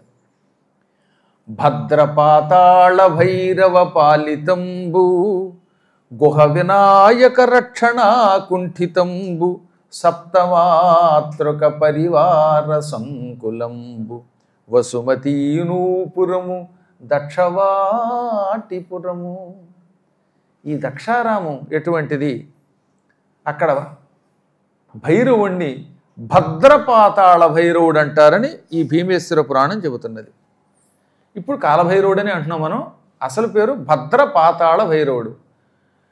కింద ఎక్కడో పాతాళం నుంచి ఆకాశం వరకు వ్యాపించి అందరికీ శుభాన్ని కలిగిస్తాడు ఆయన. ఈ భైరవుడు పరమ కరుణాస్వరూపుడు. ఆయన ఒకప్పుడు శివుడి అనుజ్ఞతో అక్కడికి వచ్చి కొలువయ్యి ఉండి దశములతో ఉండి శివాజ్ఞతో పిల్లల్ని ఇవ్వడం మొదలెట్టాడు. అందుకే దక్షారామ భీమేశ్వరుడు సంతానదాత అని పేరు పొందాడు. ఎవరికైనా పిల్లలు పుట్టకపోతే అక్కడ దక్షారామం వెళ్ళి భీమేశ్వరాలయంలోనే ఉన్నటువంటి ఈ భద్ర పాతాళ భైరవుణ్ణి, కాలభైరవుణ్ణి దర్శించుకుంటారు. దర్శించుకుని మాకు సంతానం కలిగితే మళ్ళీ వస్తామని మొక్కుకోవాలి. మగపిల్లలు పుడితే బూరెలు పొయ్యాలి, ఆడపిల్లలు పుడితే గారెలు పొయ్యాలి. అది వాళ్ళ నియమం. ముందే మొక్కుకోవటం అనమాట. ఏమండి మా ఇంట్లో అంతా ఆడపిల్లలుగానే ఉన్నారండి, ఒక మగపిల్లాడైనా పుడితే వస్తామండి అని చెప్పి మొక్కుంటే భక్తితో నమ్మిన వాళ్ళకి, నేను చెప్పేది భక్తి లేని వాడికి సగం సగం అరకొరగా నమ్మిన వాడిని పక్కన పెడితే, సంపూర్ణ విశ్వాసముతో అక్కడికి వెళ్ళి భైరవ నీకు నమస్కారం, నాకు కొడుకు పుట్టిన తర్వాత బూరెలు పోస్తాను అన్న వాళ్ళకి తప్పనిసరిగా కొడుకు పుట్టారు. తర్వాత వాళ్ళు తప్పనిసరిగా ఏడాది దాటకుండానో 2 ఏళ్ల లోపు ఆ బూరెలు మాత్రం అక్కడ పోయాలి. ఏదో సంతానం చాలనుకున్నటువంటి వాళ్ళు ఆడపిల్ల పుడితే గారెలు పోస్తారు అక్కడికి వెళ్ళాక. అస్సలు సంతానమే పుట్టరనుకున్నటువంటి వాళ్ళకి సంతానాన్ని ప్రసాదిస్తాడు కనుక ఆయన భద్ర పాతాళ భైరవుడు అని పిలువబడ్డాడు. ఆ భైరవుడు కరుణాస్వరూపుడు. ప్రపంచ ప్రళయకాండలలో అక్కడ తాండవ నృత్యం చేస్తాడు. ఈ భూమితో పాటు లోకాలన్నీ తాటిపండుని బురదలో తొక్కినట్టు తొక్కేస్తాడు ఆయన. సాయంత్రం వేళ మందార పుష్పాల నుంచి తీసిన మధువు తాగుతాడు. పారిజాత పుష్పాలను ఉంటాయి, అంటే ఈ పారిజాతాలు కాదు, మందారం అన్నా పారిజాతం అన్నా కల్పవృక్షం. వైకుంఠంలోనూ కైలాసంలోనూ ఒక అద్భుతమైన వనం ఉంటుంది. ఆ వనం కల్పవృక్షాల వనం. అందులో ఒక్క కల్పవృక్షం మాత్రమే పాపం స్వర్గలోకంలో ఉన్నది. స్వర్గంలో ఇంద్రుడి దగ్గర కేవలం ఒక కల్పవృక్షం ఉంది, కానీ వైకుంఠంలో అటువంటి కల్పవృక్షాల తోట ఉంటుంది, కైలాసంలో ఉంటుంది. ఇక అమ్మవారి మణిద్వీపంలో కూడా అంతే, అన్ని మందార పారిజాతాశ్చ అని చెప్తాడే, అవన్నీ అక్కడ కనబడతాయి. ఆ పారిజాత వృక్షములకు కాసిన పువ్వులు దేవలోక పుష్పాలు కదా, వాటిల్లోంచి ఒక రకమైన తేనె వస్తుంది. ఆ తేనెను ఒక పాత్రలో పోసుకుని సాయంత్రం సరిగ్గా సంధ్యా సమయంలో గడగడ తాగుతాడు ఆయన. తాగగానే ఎక్కడ లేని ఉత్సాహం వస్తుంది. అమ్మవారి శక్తి ఈ కాలభైరవుణ్ణి ఆవహిస్తుంది. అప్పుడు ఆయన అటు ఇటు చూచి, ఎవరైనా పాపాత్ములు ఎక్కడుంటే మిమ్మల్ని శిక్షిస్తాను, రాత్రిపూట పాపాలు చేయకండి, ఏదో సమయంలో మీకు శిక్షిస్తానని హెచ్చరిస్తాడు. పుణ్యాత్ములను అనుగ్రహిస్తాడు. ఆ పారిజాత పుష్పాల శక్తే మన పిల్లల రూపంలో మనకు అందిస్తాడు కనుక తప్పనిసరిగా ఆ కాలభైరవుడికి నమస్కారం చేయాలి. ఆయన అనుగ్రహంతో కొడుకుని కానీ కూతుర్ని కానీ కన్నటువంటి వాళ్ళు ఎప్పుడూ జీవితంలో దుఃఖం పొందరట. నమ్మాలి అంతే. చాలామంది చూసాం కదా, నాకు కొడుకు పుట్టాక ఒక పుత్రుడు పుట్టాక నేను బూరెలు పోస్తానన్న వాళ్ళకి పుత్రులు పుట్టారు, బూరెలు కూడా పోసారు వాళ్ళు. కూతురు పుట్టాక గారెలు సమర్పిస్తాము అని అన్నవాళ్ళకి అలా జరిగింది కూడా. ఆ గారెలు అక్కడ అర్చక స్వాములు చాలా గొప్పవాళ్ళు అండి, ఎంతో ప్రేమగా చూస్తారు వచ్చిన వాడిని. వాళ్ళకే పురమా ఇచ్చేస్తే, డబ్బులు ఇచ్చేస్తే అక్కడ గారెలు సిద్ధం చేస్తారు. ఆ గారె మీరు ప్రసాదంగా కూడా తినచ్చు. అంటే మొత్తం గంపంతా మీరే తినేస్తామని అది వేరే విషయం. కొంతమంది అలా బూరెలు మొత్తం లాగేస్తారు. మాకు ఒక శిష్యుడు ఉన్నాడు, వాడు యాత్రకు వచ్చాడంటే గంప వాడికి సరిపోదు, అన్నీ తిన్నాక మళ్ళీ కాసేపు ఉన్నాక రైల్వే స్టేషన్కి వచ్చి మళ్ళీ వెనక్కి వచ్చి నాకు నీరసం అని అంటాడు. అదో అదృష్టం. ఆ ప్రాంతం ఇప్పటికి కూడా దక్షారామంలో పర్యంత మందార పారిజాతకవనీ రమమాణ నిర్జరీ సముదయం. దక్షారామంలో దేవలోకములో ఉన్న పారిజాతాలు కనబడకపోయినా ఇప్పటికీ కొన్ని మందార వృక్షాలు పారిజాత వృక్షాలు ఉన్నాయి. అక్కడ దేవకాంతలు రాత్రిపూట విహరిస్తూ ఉంటారు. ఈ దక్షారామంలో గణపతి డుంఠి గణపతి, తాండవ గణపతి అనే రెండు పేర్లతో ఉంటాడు. కాశీలో ఉన్న డుంఠి విఘ్నేశ్వరుడు ఇక్కడికి వచ్చాడు. భయంకరమైన పాపాలను ఢూ అనే ఒక శబ్దంతో అవతల గెంటేస్తాట. మనం చేసిన పాపాలన్నిటి పెద్ద అరుపరిచి పక్కకి పొలికేకతో తొలగిస్తాడు ఆయన. తర్వాత విఘ్నములన్నిటినీ తొలగిస్తాడు. అందుకని డుంఠి రెండు శబ్దాలు ఉన్నాయి. అందువల్ల డుంఠి గణపతి లేక డుండి గణపతి అని కూడా అనొచ్చు. మా చిన్నప్పుడు డుండీస్ ప్రొడక్షన్స్ అని ఉండేది. ఏంట్రా ఈ డుండి అనుకున్నాను. అప్పుడు ఓరి ఆ రోజుల్లోనే ఈ డుంటి గణపతి పేరు, డుండి గణపతి పేరు అలా పెట్టుకున్నారంట, డుండి అని. హిందీ వాడు ఉత్తి డుండి అని పిలుస్తారులేండి. అందుకని అంటే ఎంత ప్రసిద్ధికి ఎక్కినవాడో ఆలోచించండి. ఆయన అనుగ్రహం ఉంటేనే విఘ్నములు తొలగిపోతాయి. ఇప్పుడు ఆయన కాశీలోనే కాక దక్షారామంలో కూడా ఈ డుంటి గణపతి ఉన్నాడు. ఆయనకి పక్కన తాండవ గణపతి అనే పేరుతో నృత్యం చేస్తూ ఉంటాడు. చిన్న రూపంతో ఉంటాడు గణపతి. ఈయన సంగీతం, సాహిత్యం, పాండిత్యం ఇస్తాడు. డుంటి గణపతి విఘ్న నివారకుడు, తాండవ గణపతి ఏమో సాహిత్యాన్ని, సంగీతాన్ని, పాండిత్యాన్ని ఇస్తాడు. ఎందుకంటే కొంతమంది పాపం ఏదో పురాణం చెబుతారు కానీ ఎంతసేపు కూడా సజనారాయణం దేవం వందేహం అంటారు తప్ప ఆ కంఠానికి పాపం సంగీతం పలకదు. అటువంటి వాళ్ళు ఈ తాండవ గణపతిని భక్తితో పూజిస్తే సంగీత స్వరం కూడా వస్తుంది. ఏ రాగం ఎలా పలకాలో అది వస్తున్నాడు. ఎందుకో తెలియదు, కంఠాన్ని నొక్కేస్తారు కొంతమంది. అప్పటిదాకా బాగానే పాడతారు, బయట వేదిక మీదకి వచ్చేసరికి ఎందుకు కంగారు వచ్చేస్తుంది అనుకుంటాను. దాంతో కీచ్ కాచ్ అంటుంది, హై పిచ్ అసలు పలకదు. అటువంటి వాళ్ళంతా ఈ తాండవ గణపతికి నమస్కరించి, స్వామి మా కంఠం మీద మాకు అజమాయిషి ఈ మమ్మల్ని అనుగ్రహించు అంటే వాళ్ళకి సంగీతం, సాహిత్యం రెండు వచ్చేస్తాయి. ఈ మొత్తం దక్షారామానికి క్షేత్రపాలకుడు లక్ష్మీ సమేత నారాయణుడు. క్షేత్రాలను ఎప్పుడైనా సరే పాలించేవాడు, పోషకుడు రెండు ఉంటారు. నిజానికి సంస్కృత భీమేశ్వర పురాణంలో తెలుగుకి కొద్దిగా తేడా ఉన్నది. సంస్కృతంలో ఏమన్నారంటే క్షేత్ర పోషకుడు లక్ష్మీనారాయణుడు, పాలకుడు కాలభైరవుడు అన్నారు. కాశీఖండంలో కూడా అంతే, కాశీకి కూడా అంతే. క్షేత్ర పోషకుడు నారాయణుడు, పాలకుడు కాలభైరవుడు. పాలకుడికి పోషకుడికి తేడా ఏమిటి? పాలకుడు కర్ర పట్టుకుని పెత్తనం చేస్తాడు, ఎవరు రావాలో రాణిస్తాడు, వద్దనుకున్న వాడు పొమ్మంటాడు, రూములు అలాట్ చేస్తాడు, ఏసీ లేకపోతే బిగిస్తాడు, భోజనాలు పెట్టిస్తాడు. ఈ మొత్తం అంతా పెత్తనం చేసి ఏ పని ఎలా జరగాలో సక్రమంగా జరిపించేవాడు పాలకుడు. పోషకుడు అంటే కేవలం భోజనమే పెట్టేవాడు.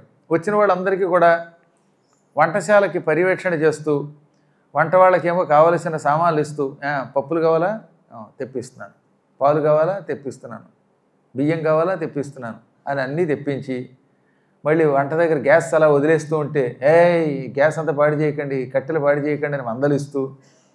ఎందుకంటే వంట వాళ్ళు అప్పుడప్పుడు ఏం చేస్తూ ఉంటారంటే వాడు సమయం పోయే అలా పొయ్యి వెలుగుతూనే ఉంటుంది, కట్టరు, నూనె మరగపెడుతూనే ఉంటారు. ఏది ఇద్దరికి టీ అంటే 20 మందికి పెడతాడు వాడు, ఈ టీ అంతా వేస్ట్. మళ్ళీ అలాంటి చోట కాస్త జాగ్రత్తగా ఉంటూ పదార్థాలు వ్యర్థం కాకుండా చూస్తారు. తినేవాడు కూడా కొంతమంది సగం తిని సగం పారేస్తూ ఉంటారు. అందులో ఫ్రీగా వస్తే కొంత మరీ తమాషాగా ఉంటుందండి. మేము చూస్తూ ఉంటాం కదా యాత్రల్లో, వాటర్ బాటిల్ పెడితే సగం దాకా వదిలేయటం, ఎన్ని సీసాలు పడి చేస్తారు. అలాగా ఇంట్లో అలా చేయరు. మళ్ళీ ఇంట్లో పావల పైసా జాగ్రత్త పెట్టుకుంటారు. బయటకు వచ్చేసరికి పద్మాగర్ గారి సొమ్మేగా పోయితే ఏముందిలే అనిపిస్తుంది వాడికి. అలాంటి చోట ఈ పోషకుడు ఏం చేయాలంటే పెత్తనం చేయాలి, అందరికీ భోజనాలు అందేలా చేయాలి. కాబట్టి అన్నం మొదలైనటువంటి వాటిని ఇస్తూ రక్షించేవాడు పోషకుడు. మొత్తం నగరానికి సంబంధించినటువంటి కార్యక్రమాలు కలాపాలు చూసేవాళ్ళు పాలకులు. అందుకని కాలభైరవుడిదేమో పాలకత్వం, విష్ణువుదేమో పోషకత్వం. ఆ మాట భీమఖండంలో కూడా చెప్పారు. ఈ దక్షారామానికి కూడా క్షేత్ర పాలకుడు కాలభైరవుడని, పోషకుడు లక్ష్మీనారాయణుడని సంస్కృత భీమఖండంలో ఉన్నది. ఇక దక్షారామానికి 4 వైపుల్లోనూ 4 గ్రామ దేవతల రూపంలో అమ్మవారి శక్తుల్ని కాపలా పెట్టాడు భీమేశ్వరుడు. అందులో పశ్చిమంలో దాన్ని వెలంపాలెం అంటారు. ఆ ప్రాంతం అంటే అది కూడా దక్షారామంలో ఒక భాగమే. ఆ ప్రాంతాన్ని వెలంపాలెం అంటారు. ఇప్పుడు ఆ రోజుల్లో ఏమన్నారు, పశ్చిమ ప్రాంతం అన్నారు. దానికి గోగులమ్మ అనే పేరుతో ఒక దేవత ఉంటుంది, ఆవిడ రక్షణ చేస్తూ ఉంటుంది. ఏమని చెప్పారు? ఆవిడ పేరు గోగులమ్మ. ఈవిడ లక్షణం ఏమిటి? చేసిన మహాపాపాలన్నింటినీ తొలగిస్తూ ఉంటుంది. ఎవరైనా అక్కడికి వస్తే అటువంటి వాళ్ళకి రోగాలు లేకుండా చేస్తుంది. అందుకే పూర్వకాలంలో క్షయ, కుష్ట, తర్వాత ఇప్పుడు దాని ఏమంటాం మనం, ఒక రకమైన జ్వరాలు, వర్షాకాలం దాటిన తర్వాత టక్కన వచ్చేటటువంటి దివ్యమైన భయంకరమైనటువంటి జ్వరాలు, దగ్గులు, మశూచికం వంటి రోగాలు, ఇవి రాకుండా చేసే తల్లి పశ్చిమంలో ఉండే గోగులమ్మ.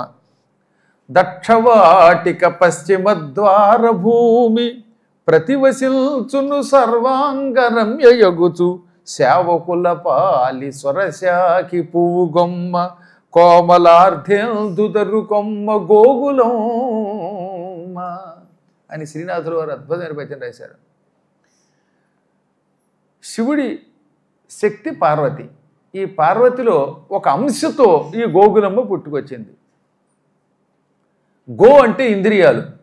ఈ ఇంద్రియాలకి అధిష్టాన దేవత అయిన ఆవిడ గోమతి, తెలుగులో గోగులమ్మ అయ్యింది. ఆవిడ ఈ దక్షారామానికి పశ్చిమ ప్రాంతంలోనే ఉంటుంది, సరిగ్గా పడమర దిక్కులో. సర్వసౌందర్యవతి, కోరిన కోరికలు తీర్చే కల్పవృక్షం, రోగాలు తొలగించే తల్లి. ముఖ్యంగా మశూచికం లాంటి రోగాలు, ఈ కలరా లాంటి రోగాలు పిల్లలకి రాకుండా పిల్లల్ని ఆరోగ్యవంతుల్ని చేసే తల్లి గోగులమ్మ.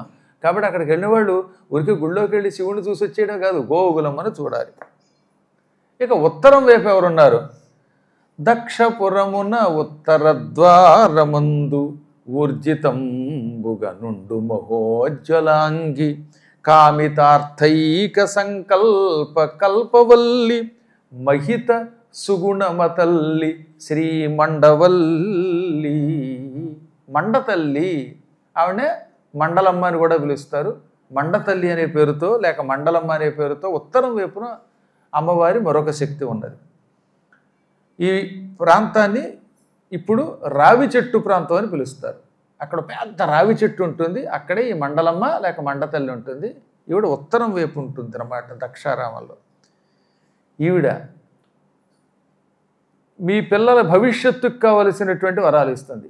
ఆ ఊరు వెళ్ళినటువంటి వాళ్ళు మా పిల్లలు బాగా చదువుకోవాలి, మెడిసిన్ చదువుకోవాలి, లేకపోతే ఇంజనీరింగ్ చదువుకోవాలి, లేకపోతే వంట చేయాలి, లేకపోతే కెమెరామన్ అవ్వాలి, ఇలా కోరికలు ఉంటాయిగా మీ పిల్లలకి. ఆ కోరికలు తీర్చే తల్లి.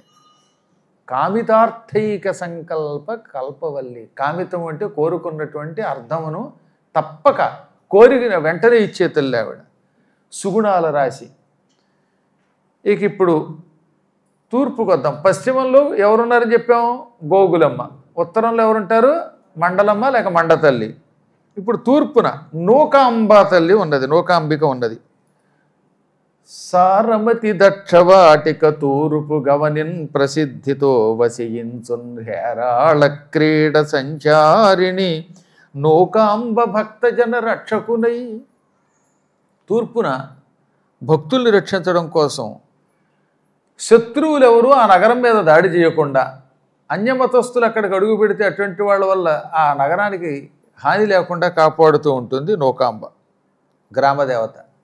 ఈవిడ లక్షణం భక్తులకి కావలసిన సరుకులన్నీ ఇవ్వడం. భక్తులు అక్కడ ఉన్నటువంటి వాళ్ళు, దక్షారామంలో ఉన్నటువంటి వాడికి కావలసినటువంటి వస్తువులన్నీ అందించే తల్లి.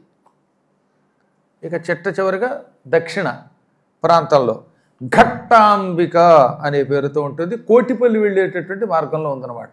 ఇవన్నీ దగ్గర దగ్గరే అక్కడే ఉంటాయి. ఈ ఘట్టాంబిక ఈవిడెవరు?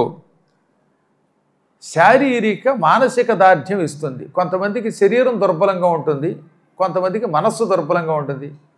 కొంతమంది శరీరంతో గట్టిగా ఉంటాడు, కానీ ఇదిగో మనస్సులో ఎప్పుడు ధైర్యం ఉండదు, అన్నిటికీ భయమే. అలా పెడితే ఏమవుతాను, ఇలా పెడితే ఏమవుతాను అనుకుంటాడు. అప్పటిదాకా కింద ఉన్నప్పుడు మంచి పుల్లే ఉంటాడు. రెండు ముక్కలు మాట్లాడంటే వేదిక మీదకి వచ్చే కంగారు వచ్చేస్తూ ఉంటుంది. అందుకే అప్పటిదాకా ఉన్నది ఏదో చెప్పాలనుకుని అక్కడ ఏదో చెప్తాడు. 5 వరకు అనడానికి గల కారణం ఇదే, మానసిక దార్ఢ్యం లేకపోవడమే. ఒకటి చెప్పమంటే ఒకటి చెప్పడానికి గల కారణం, కన్ఫ్యూజ్ అయిపోవడానికి గల కారణం మానసిక దార్ఢ్యం లేకపోవడమే. ఈ తల్లి ఘట్టాంబిక మంచి సంఘట్టన శక్తిని ఇస్తుంది. ఈ విధంగా నలుగురు ఉంటారు. ఈ భూమండలంలో 18 శక్తులు ఉన్నాయి. వాటిని అష్టాదశ శక్తి పీఠాలు అన్నారు. అష్టాదశ శక్తి పీఠాల గురించి అంతో ఎంతో స్తోత్రంలో చదువుతున్నవాడు చేస్తండి. లంకాయాం శాంకరీదేవి శ్లోకం చదువుతున్నారుగా. ఆ శక్తులు 18 కూడా మణిద్వీపం నుంచి భూలోకానికి వచ్చిన దివ్యశక్తులే. అందులో ఒక శక్తి ప్రస్తుతం అక్కడ ఉన్నది. పృథివీ 18 యోగపీఠ శక్తి గుణములందెల్చ సర్వశృంగారయుగుచు భీమనాథుని సన్నిధి ప్రేమ వెలయు మాణికాదేవి సకల కళ్యాణమూర్తి. భూమండలంలో 18 శక్తుల్లో అలంకార ప్రియ మాణిక్యాంబ. అందుకే ఆవిడకి అలంకారం బాగా చేస్తారు. ఆవిడ శృంగారమూర్తి అని పేరునమాట. శృంగారించుకోవటం ఆవిడకి చాలా ఇష్టం. చందనం పూసుకుని పరమ సౌందర్యంతో ఉంటుంది. ఈ మాణిక్యాంబాదేవి అనుగ్రహం కలిగినటువంటి వాడు విరూపికాడు. ఒక్కొక్క ముఖాలు క్రమక్రమంగా చూడడానికి అసహ్యంగా తయారవుతాయి. అమ్మ అనుగ్రహం ఉంటే ముఖంలో కళ వస్తుంది, ఆరోగ్యం వస్తుంది, సౌందర్యం వస్తుంది, ఆకర్షణ కలుగుతుంది. ఆకర్షణనిచ్చే తల్లి, దివ్యశక్తి, ప్రధాన దేవత మాణిక్యాంబాదేవి. ఇక ఈ దక్షారామంలో ఏ వైపు చూసినా పూర్వకాలంలో దేవతలు ఉండేవారు, పండితులు ఉండేవారు. అన్ని జాతుల వాళ్ళు కూడా ఆయా రంగాల్లో ఆరితేరినటువంటి మహానుభావులే.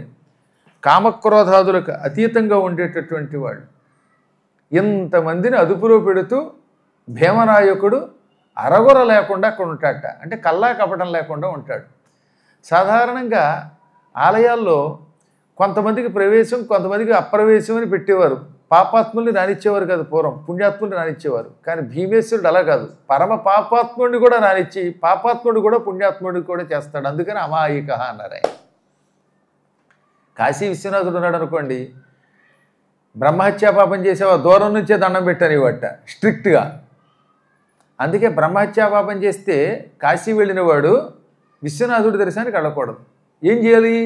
ఆ హత్యా పాపం తొలగించుకుని అప్పుడు వెళ్ళాలి. హత్యాపాపం తొలగించుకోవాలంటే ఏం చేయాలి? శుక్రేశ్వరుడు అని ఒక లింగం ఉన్నది కాశీలో. ఏమున్నది? శుక్రేశ్వర లింగాన్ని భక్తితో తాకితే హత్యాపాపములు తొలగిపోతాయి. బ్రహ్మహత్య, స్త్రీ హత్య, భ్రూణ హత్య, కొంతమంది అబార్షన్స్ చేసుకుంటారే, ఇవన్నీ హత్యలు. ఈ హత్యాపాపాలన్నీ పోయాకే విశ్వనాథుడి దర్శనానికి వెళ్ళాలి. అందుకని కాశీ వెళ్ళగానే ఏం చేస్తాడు, అక్కడ దండపాణి అని ఒక ఆయన ఉంటాడు. ఆయన కర్ర పట్టుకుని, రే నువ్వు ఈ హత్యాపాపాలు చేసావా, అలాంటి వాడు విశ్వనాథుడి దగ్గరికి వెళ్ళినా శుభం పొందడు, ముందు వెళ్ళు శుక్రేశ్వరుని ముట్టుకో, శుక్రేశ్వరుడి దర్శనం అయిన తర్వాత ఆ పాపాలు తొలగిక అప్పుడు విశ్వనాథుడి దగ్గరికి రా అంటాడు. అందుకని కాశీకి వెళ్ళినప్పుడు మీరు బాగా ఆలోచించండి.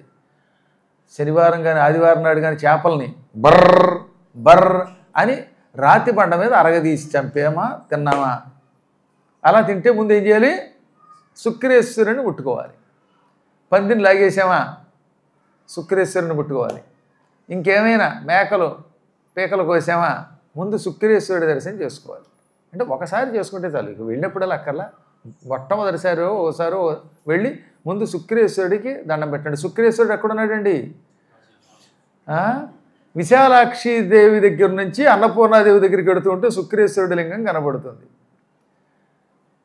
ఇప్పుడు మనకు అదృష్టం ఏంటో తెలిసిన, ఆ శుక్రేశ్వర లింగం మన పీఠానికి ఇచ్చేశారు, తెలియదు ఎవరికి ఆ విషయం. అందులో సగం అడ్వాన్స్ ఇచ్చేశారు, అగ్రిమెంట్ అయిపోయింది.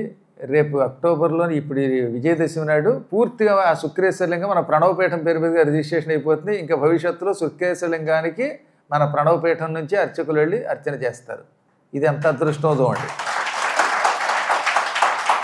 అందుకని శుక్రేశ్వర లింగానికి వెళ్ళాలంటే ఇప్పుడు భగవంతుడు మనల్ని అంతర్గ్రహించి ప్రణవపీఠం యొక్క యోగం పెరిగింది, కాశీ విశ్వనాథుడు అనుగ్రహించాడు, పూర్తిగా ఆ లింగం వస్తున్నది. ఒక పుణ్యాత్ముడి వల్ల వస్తుంది, ఆయన పేరు చెప్పొద్దన్నాడు కాబట్టి చెప్పట్లేదు. ఎందుకంటే కొన్ని లింగాల్ని కొన్ని పీఠాలకు ఇచ్చేస్తున్నారు. అందులో శుక్రేశ్వరుడు మనకు వచ్చాడు. అదే విచిత్రం, వెతుక్కుని మరి వచ్చాడు. భార్గవచ్యావన ఆప్నుమాన ఓరో జామ దగ్గర పంచారషే ప్రవరానుతం కదా గురువుగారిది, భార్గవుడు కదా ఆయన. శుక్రుడు అంటే భృగు కొడుకు భార్గవుడు. అందువల్ల మనకు తెలియకుండానే ఏ గోత్రానికి రావాలో ఆ గోత్రానికి వచ్చాడు ఆయన. భవిష్యత్తులో ఇంకా కొన్ని ఉన్నాయి. ఆ లింగములు కూడా అక్కడ గవర్నమెంట్ మన పీఠానికి హ్యాండ్ ఓవర్ చేస్తే ఇంకా అదృష్టం, మన పీఠం చాలా బాగా నిర్వహిస్తుందని ఒక నమ్మకం ఉంది అందరికీ. తెలియకుండానే అక్కడ దాకా మన పేరు వెళ్ళింది, అది రాబోతున్నది. దానికి గల కారణం చెన్నైలో ఉన్న ఒక మహానుభావుడు, ఆయనకి శివప్రసాదం లభించుగా కానీ మనం మంగళాశాసనం చేసేద్దాం. కాబట్టి కొన్ని పాపములు తొలగాలంటే శుక్రేశ్వరుడే పట్టుకోవాలి. శుక్ర మహాదశ ఆయన ఇస్తాడు. అప్పుడు ఆ తర్వాత కాశీ విశ్వనాథ దర్శనానికి వెడితే ఆయన ఆదరిస్తాడు. కానీ ఈ భీమేశ్వరుడు ఉన్నాడే, అటువంటి పాపాత్ములు కూడా జాలిపడి పోన్లే వచ్చేలే అంటట, అంతటి కరుణాస్వరూపుడు ఆయన. ఇక ఒకసారి కాదు, 2 సార్లు కాదు, రాత్రి పగలు అనే తేడా లేకుండా ప్రతి దినము నృత్యం చేయడానికి అక్కడికి వస్తాడు ఆయన. సప్తగోదావరి తీరంలో భీమేశ్వరుడు నిరంతరం నృత్యం చేస్తూ ఉంటాడు. అటువంటి భీమేశ్వర స్వామి వారి దగ్గర జరిగిన ఒక గొప్ప ఘట్టమే భీమఖండం. ఈ పురాణం ఎక్కడి నుంచి ప్రారంభం అవుతుంది? ఒకప్పుడు వేదవ్యాస మహర్షి కాశీ వెళ్ళాడు. కాశీ వెళ్ళాక కాశీలో శివుడి మీద కాశీ మీద అలిగాడు. కాశీ మీద అలిగితే ఏమవుతుంది? ఈశ్వరుడు కోపం వస్తుంది. ఛీ పో, get out from my Kashi అన్నాడు ఆయన. అంటే సంస్కృతంలో అన్నాడు అండి, ఇంగ్లీష్లో అనలేదు ఆయన. కాశీ నుంచి పో అనగానే బాధ తట్టుకోలేక ఆయన 10,000 మంది శిష్యుల్ని వెంట పెట్టుకుని ఏడుస్తూ కాశీ నుంచి బయలుదేరాడు ఆయన. ముందుగా కాశీ నుంచి ప్రయాగ వచ్చాడు. ఆ ప్రయాగలో స్నానం చేశాడు. బిందు మాధవుడిని కాశీలో దర్శించుకుంటే వేణి మాధవుడిని ఎక్కడ దర్శించుకుంటారు? ప్రయాగలో దర్శించుకుంటారు. 5గురు మాధవులు చాలా ప్రసిద్ధికి ఎక్కినవారు. కాశీలో బిందు మాధవుడు, ఎవరు? బిందు మాధవుడు. ప్రయాగలో వేణి మాధవుడు. అందుకే అక్కడ జుట్టు వాళ్ళ ఆవిడకి తొడ మీద కూర్చోబెట్టుకుని మరీ దగ్గరికి తీసుకుని జడ వేస్తారు. దానికి వేణి దానం అని పేరండోయ్. మీలో ఎవరైనా వేణి దానం చేసుకున్న వాళ్ళు ఉంటే చేస్తండి. అబ్బో చాలామంది కనబడుతున్నారు. ప్రయాగలో ఏం చేస్తారంటే భర్తకేమో గుండు చేయిస్తారు, భార్యామణినేమో తొడ మీద కూర్చోబెట్టుకుని ఈ భర్త గారు గుండు చేయించుకున్న ఆయన జడ వేస్తాడు. ఒక కార్యక్రమం, దానికి వేణిదానం అని పేరు. అంటే భార్యని తొడ మీద కూర్చోబెట్టుకునే యోగం ఉంటేను. ఇప్పుడు ఆ భార్యామణి గారు గజలక్ష్మి అనుకోండి, అప్పుడు ఏం చేయాలంటే ఆవిడ ఎదురుండే పీట మీద కూర్చోబెట్టి తొడ మీద కూర్చోబెట్టి కూడా దెబ్బకి ఆ తర్వాత వీటి జీవితంలో రావడం. అందుకని మన పార్థసారథి గారికి అదృష్టం కలిసి వచ్చింది.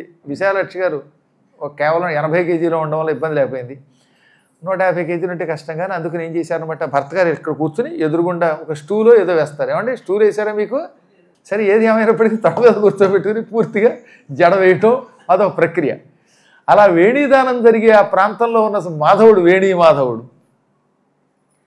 అక్కడికి 2 మాధవులు అయ్యారు. కాశీలో ఎవరు? బిందు మాధవుడు, ప్రయాగలో వేణీ మాధవుడు. త్రివేంద్రం, తిరువనంతపురం అసలు పేరు. ఆ తిరువనంతపురంలో ఉన్నటువంటి మాధవుడు సుందర మాధవుడు. ఎవరు? సుందర మాధవుడు.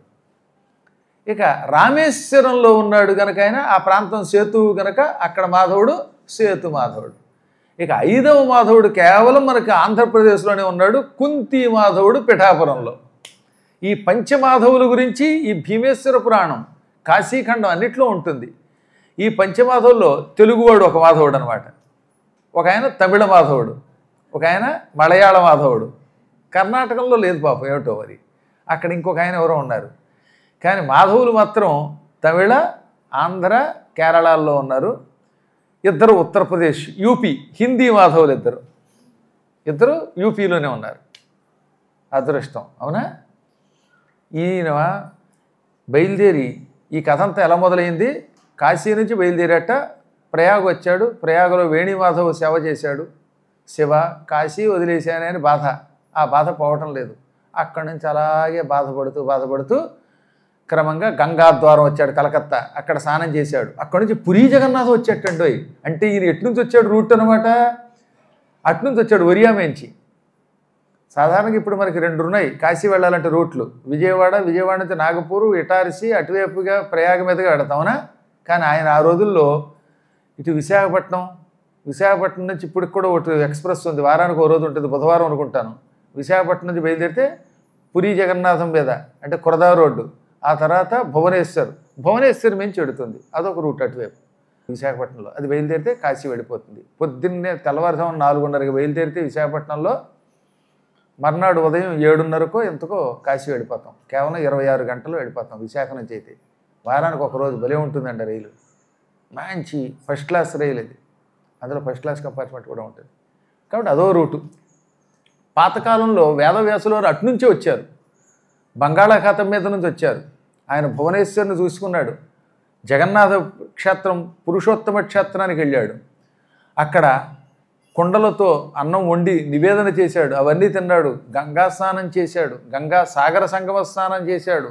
ఆయనేమో పురీ జగన్నాథ స్వామి వారి యొక్క రథోత్సవంలో కూడా పాల్గొన్నాడు. అక్కడి నుంచి సింహాచలం వచ్చేటండి, చందనోత్సవం చూశాడు. ఆయన వచ్చే సమయానికి అక్షతృతీయ ఉందనుకుంటాను, అందుకే చందనోత్సవం కూడా చూశాడని రాశారు భీమేశ్వర ఖండంలో. నరసింహస్వామిని చూచి మొక్కి, నరసింహస్వామి, విశ్వనాథుడు ఎప్పుడూ లేదు నా మీద ఉగ్రత్వం చూపించాడు, నువ్వెప్పుడో హిరణ్యకశిపుడి మీద ఉగ్రత్వం చూపించావు, శివుడు మళ్ళీ నన్ను అనుగ్రహించి కాశీ వచ్చేలా చెయ్యి అని ఆయనకి నమస్కారం చేశాడు. అదిగో అక్కడి నుంచి సత్యనారాయణ స్వామి అన్నవరం వచ్చాడండి, అన్నవర స్వామిని కూడా చూశాడు. ఆ తర్వాత ఏం చూశాడో ఏమిటో సాయంకాలం 4 గంటలకి మీరు మళ్ళీ చూద్దురు కానీ చెవులతో. చాలా గొప్ప కార్యక్రమాలు ఉన్నాయి వచ్చే సంవత్సరం. అందులో ఒకటి మార్చి 3వ తారీఖు నాడు ప్రయాణం అయ్యేటట్లు పెట్టాం. ఆ తర్వాత 7వ తారీఖు నాడు ప్రత్యేక కార్యక్రమం. 7వ తారీఖు నాడు పగల అష్టమి ఉంటుంది, మధ్యాహ్నం నుంచి నవమి వస్తుంది. నవమ్యాం మృగధిష్ణకే, పార్వతీదేవి నవమి మృగశీర్ష నక్షత్రము కలిసి వచ్చిన రోజున పుట్టింది. అందుకే ఎప్పటికి కూడా శ్రీరామనవమి వస్తే శ్రీరామనవమి రోజు అమ్మ పార్వతికి కూడా నవమి చేస్తాం. అందులో ఎప్పుడైనా మీకు అవకాశం కుదిరినప్పుడు నవమితో కూడినటువంటి మృగశీర్ష నక్షత్రం వచ్చిన రోజున కాశీలో అమ్మవారికి కుంకుమ పూజ చేస్తే చాలా మంచిది. అదే రోజు శివుడికి ఉదయం అష్టమి కూడా ఉండడం వల్ల అష్టమూర్తి అయిన ఆయనకి ఇష్టం. మృగశీర్ష నక్షత్రం అష్టమి కూడితేనేమో శివుడు, నవమితో కూడితే అమ్మ. అందుకని మధ్యాహ్నం దాకా అయ్యవారు, మధ్యాహ్నం నుంచి సాయంత్రం దాకా అమ్మవారు ఉన్నారు కనుక ఆ 2 అపూర్వంగా కలిసి వస్తాయి కనుక, ఎప్పుడో కానీ రావు గనక ఆ రోజున కాశీలో శివాభిషేకము, అమ్మవారికి కుంకుమ పూజ కూడా పెట్టాం.